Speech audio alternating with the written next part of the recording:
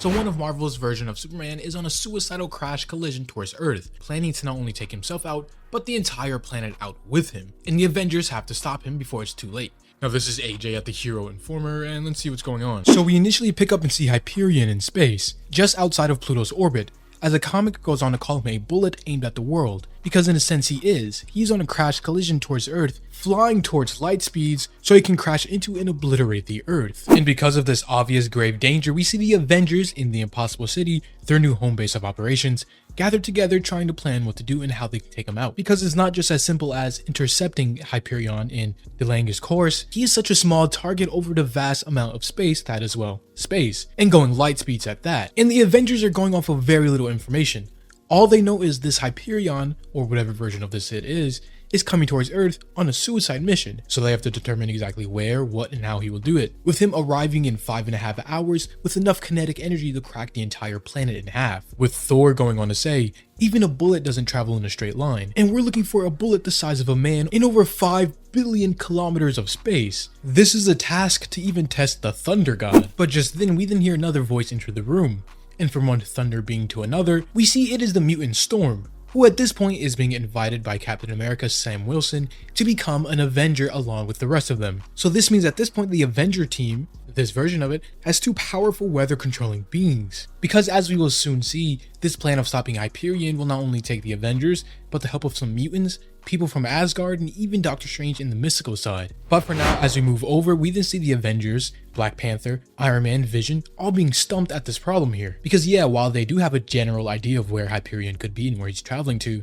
they do not have a pinpoint location, especially a superhuman like Hyperion moving at light speeds, with Tony going on to try to access different Avengers stations, and T'Challa saying that the intergalactic empire of Wakanda is of no help to him here either. And as they are brainstorming and thinking of ideas, suddenly there is an incoming call. An incoming call from somebody who is the villain and in the middle of the last major Marvel event, Blood Hunt. It is none other than Blade himself. As you see, he comes to tell the Avengers the truth, how he is the only person in the entire world who knows what this is all about. He is the only one who remembers a world without the Avengers, a world where Hyperion and the Squadron Supreme, his version of the Avengers, or Justice League parody if you will, ran the show, ran Earth, a world in which was created by Mephisto. Because yes, according to Blade, Mephisto created an entire world where none of them became who they are now, any heroes or defenders of Earth. Instead, Hyperion was the world's greatest hero, but eventually the Avengers did prevail and set things right, and now only Blade and Hyperion himself remembers it, which this whole situation is the catalyst to Hyperion's suicidal and destroy the Earth deal. And because the Avengers now know this, they decide to put a plan into action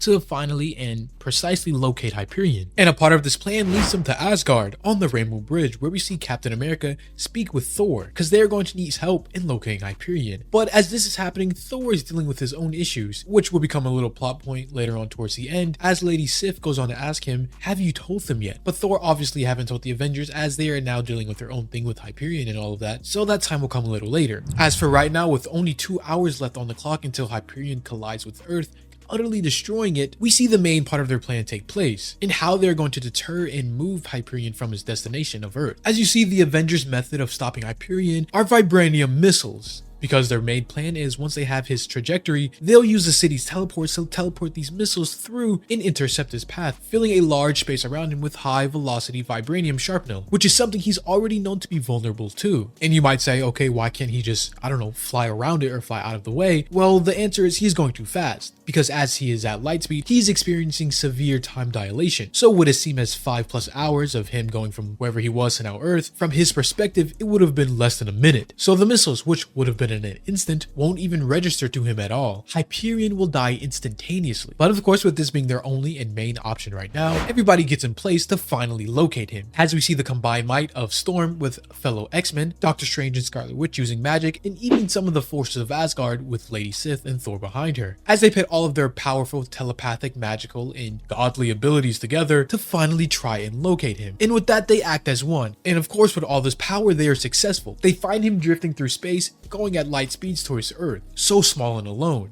but still just as deadly. And now with Hyperion finally located, the Avengers waste no time in essentially going to execute him, because even though they do have more time to figure out a less lethal solution, this seemingly is the only way so far, so the Avengers roll with it. As the almost alive city teleports all of the missiles and a drone to go with them to observe all of it towards Hyperion to finally take him out once and for all. But it seems everybody isn't on board with this plan, with Vision starting and going on to say, "This isn't right, there should be another way." But of course, Captain Marvel, being realistic, says, "There should be, but Hyperion didn't leave us one." And I think that's by design. Hyperion wanted to die because he didn't have anything to live for. I don't think he even ever thought he'd reach Earth in the first place.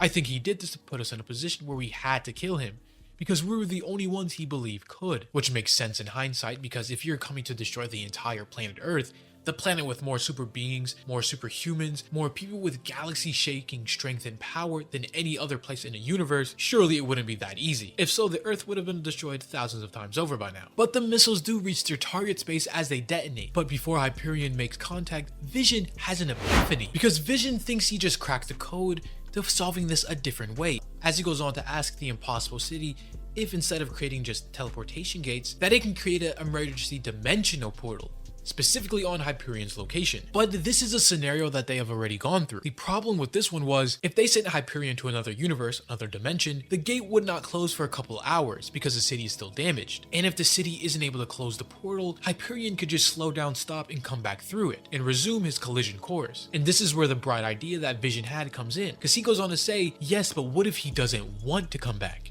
Hyperion made us choose death for him, but what if we don't accept that choice? We don't have to. As we see, the city is able to open a portal, and instead of flying into the minefield and dying, he gets sent through the portal from universe in Earth 616 to the Earth of universe 901. And here we actually pick up and see from Hype's point of view, as he finally slows down and says to himself, by the time he notices something isn't right and that he is off course, he has already traveled thousands of kilometers, and as he is off flying searching for answers, he finds the city's drone, because as Hyperion immediately responds with aggression, the city goes on to explain to him how he has lost his world, and it was a pain so great it drove him to seek death, and how that the city can relate because before then he was going to end its own life before the Avengers found it and gave it a better purpose. But Hyperion, in his own situation, still isn't listening to him, as he says, "That's nice for you, but I have no better option. I was a hero," and it turns out it was all a lie, created by Mephisto. But here is where the twist comes in, as the city goes on to further explain, "Our Earth didn't need you, Hyperion, then I give you one that does. This Earth, Earth of Universe 901, was preyed upon by monsters, its cities destroyed for sport, its people abused and its heroes murdered. This is a world with no heroes, and a world that badly needs one.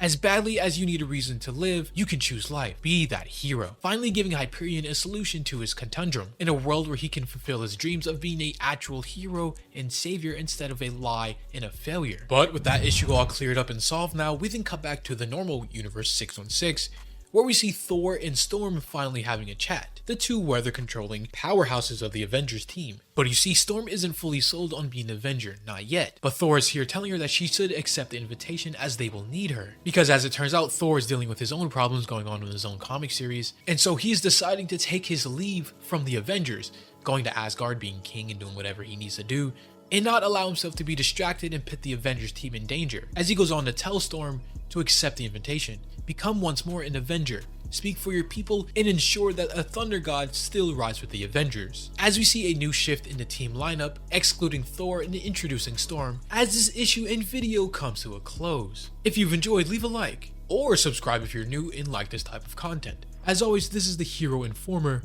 and thank you for watching.